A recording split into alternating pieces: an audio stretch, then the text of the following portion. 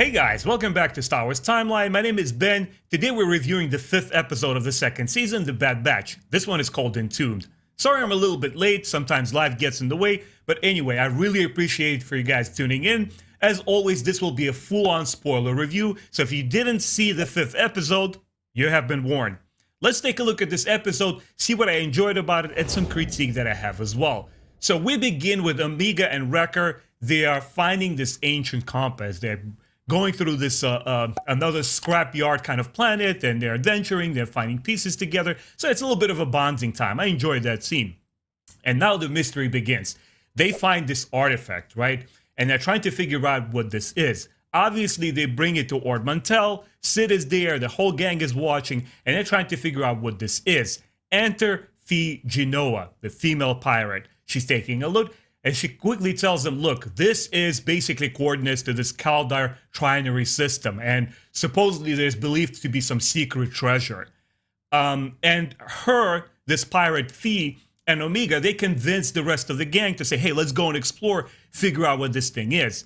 And this is right away, immediately, the first thing that I was thinking. I usually watch episodes fully before I try to get into it and start, critiquing every little element as I'm watching the episodes. I'm trying to enjoy it first and foremost. But right away, I was taking a little bit out of the experience because the big why. I can understand Phee Genoa. She's a pirate. She's a swindler. She probably sees some potential there. Of course, she's naturally going to exploit the team to get whatever she wants. That's understandable. That's her element. But how about the gang, right? Isn't their objective to gather resources primarily to try to find new ways to find the Empire and stay incognito and not get into any sorts of trouble? And they have no motivation or reasons to believe this new character, which we know barely anything about. They're just like, okay, all right, we agree, let's go explore. That didn't jive to, what the show is supposed to be for me and what the team, what their natural response to this situation would be like. I felt that the driving force behind each episodes, whether it's filler, where it's not, I felt like the first season primarily focused on episodes which sort of kind of went off the beaten path, but they were still exploring characters and telling about their bonds and relationships. Here, it was a much tougher sell for me than the previous episodes in season 1. Anyway, they all agree, and the compass leads to this Scarnal. They land there, and they find this resting place of a legendary crystal, the heart of the mountain. This is actually the best segment of the episode, which I really enjoyed. Obviously, there's some overtures to the Tomb Raider, and there's booby traps everywhere, and the kind of ancient architecture and structure from peoples that are long gone from the Star Wars lore. We don't know anything about them, except that these are pre-Republic ancient structures, which kind of threw me back in the Star Wars Expanded Universe and Legends, right? The Knights of the Old Republic video games talk about the Rakatan Empire, which was ruling way, way, way before the Sith or the Jedi. So that was sort of interesting. And we know from Star Wars canon that pre-Republic civilizations exist about 25,000 years ago. So it's pretty heck of a long time ago. That automatically got me invested. I enjoy real world ancient history. I enjoy and love anything has to do with the Star Wars prehistory that predates the Republic. It's always a fascinating and awesome aspect of the franchise, as long as they keep feeding us details and giving us more informations there. So anyway, they get to this tomb. It's riddled with booby traps and puzzles, and friends have to work together. And I enjoyed how they deal with the situations under the stress, right? They all help out each other, they communicate. And of course, Omega once again comes through, and I always enjoy seeing that because she's a kid who has a lot of agency. She's smart, she pulls her own weight, she knows how to jump around, take care of herself. So I really enjoy how she is treated as a character. And of course, she comes through here. I really enjoy the idea of how they put a flashlight to the compass and they start seeing all the details through the light and they solve this puzzle. It reminds me of Tomb Raider and other like-minded adventure video games. And of course, what happens next is they awaken this ancient weapon.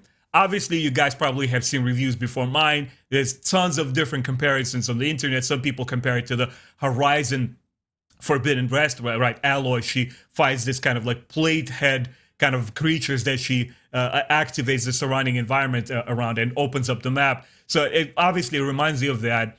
And once again, I'm going to return to Star Wars, the Rakata Empire. Obviously, they didn't have designs like this, but it's a similar kind of scenario where a culture, a civilization predating the Republic existed there. And of course, a lot of fans drew parallels to the Jedi Fallen Order video game from Respawn, where a lot of people are speculating, because of the design of the plated head, that it's actually a weapon from the ancient Zaffo people. But I don't know. I'm not so convinced, because Zaffo people did leave material culture and evidence of their existence before, right? There's temples that we explore in the Jedi Fallen Order. There's different artifacts and relics. So it's sort of a lot more known.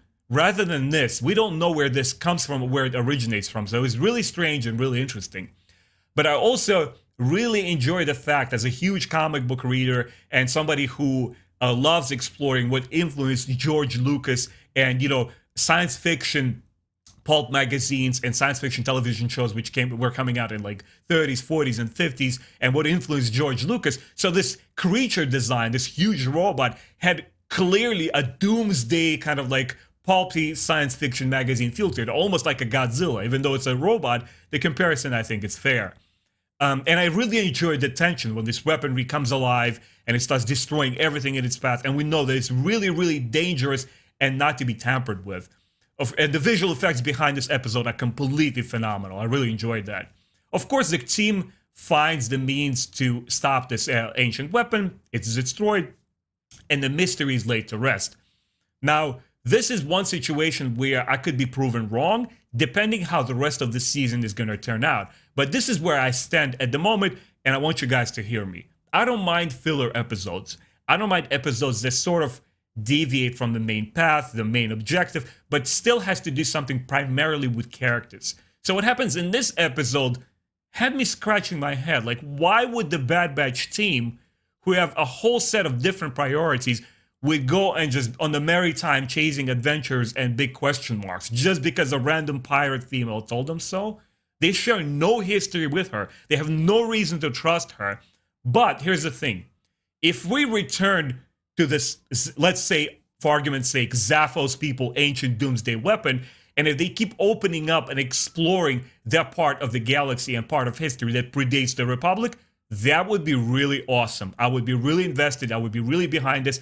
And I will say, you know what, guys? I jumped the gun here. I was judging this episode too harshly and too fast.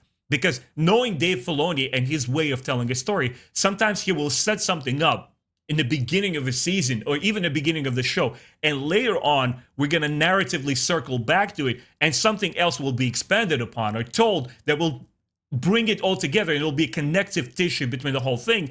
And then I'll say, that's what they were trying to set up and tell us. Maybe even another show, maybe another video game, which we'll touch about this secret or extinct civilization. That would be really awesome. So that's the first case. But in case of a different turnaround where we never come back to this, we never explore this weapon, and if this was basically just one-off, a reason enough for the team to go out there and do some adventuring, I think that would probably make it one of the weaker episodes. Not because by itself it's well told, it's pretty strong, but even within the context of its own thing, the episode doesn't really elaborate or explore or further relationships a lot. Yeah, like we saw in previous episodes how they all rely on one another. We see that. We see that Omega comes through and she's intelligent and smart and she helps the gang. We also see that. So it doesn't push the boundaries there. So what is my overall score for episode 5? I will give it a solid 3 out of 4. I did enjoy it. I have fun watching it, but I felt that in comparison to the first 3 episodes, which were particularly strong to me, I would say they're some of the strongest Star Wars animated show material that I have personally seen. And now coming into this, it felt just a little bit more off the tangent, something different, something that didn't push the story enough for me. So I think 3 out of 4 is a fair score. I did enjoy it. Guys, please let me know in the comment section below. What do you feel about my personal criticism? Do you agree? Disagree? What are kind of comparisons you made to this episode? Tomb Raider, Uncharted, Indiana Jones movies. You guys let me know. Anyway, thanks a lot for watching. Stay tuned for the next episode review, which I'm recording immediately after this one. I'm trying to catch up, and let me know what you guys thought. Please like this video, follow the channel, and I'll see you shortly.